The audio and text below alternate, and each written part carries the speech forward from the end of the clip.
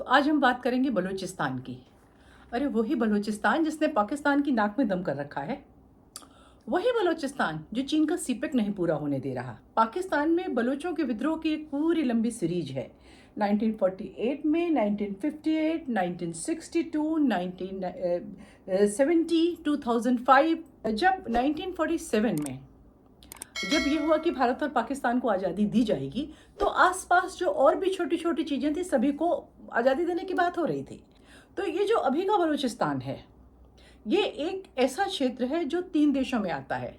अफगानिस्तान में आता है, पाकिस्तान में आता है और ईरान में आता है। जिसको हम बलूचिस्तान कहते हैं, पहले असल में यहाँ पे 4 प्रिंसली स्टेट्स हुआ करती थी। एक का नाम था कलात, एक खरान, लासबिल या लासबिला और मकरान। कलात, सिक्किम, भूटान और नेपाल, इनको एक स्पेशल दर्जा मिला हुआ था। इनका जो समझौता हुआ था डायरेक्ट क्वीन से हुआ था। कलात जो था उस समय 1947-46 में जो कलात के राजा थे, उनका नाम था मीर अहमद यार खान।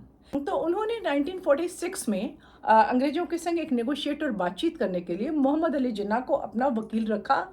तो इनको 3 ऑप्शन दिए गए, या तो भारत से मिल जाओ, या पाकिस्तान से मिल जाओ, और या फिर इंडिपेंडेंट रह जाओ। इन्होंने अपना इंडिपेंडेंट रहने का ऑप्शन चुना, लेकिन पाकिस्तान की बड़ी गहरी नजर इन पर थी। और जितना बड़ा पूरा पाकिस्तान आज का है, उसमें करीब करीब 44% जो है वो बलूचिस्तान है।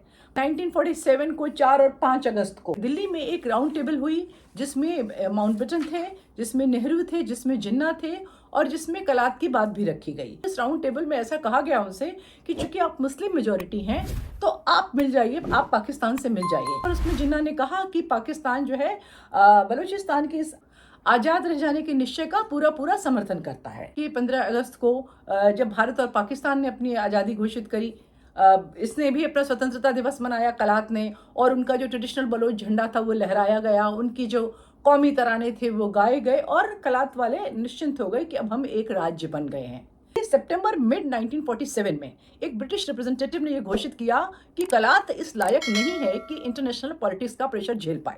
जब कलात वाले को यह पता चला तो उनके तो होश उड़ गए कि अब उन्हें क्या करना है।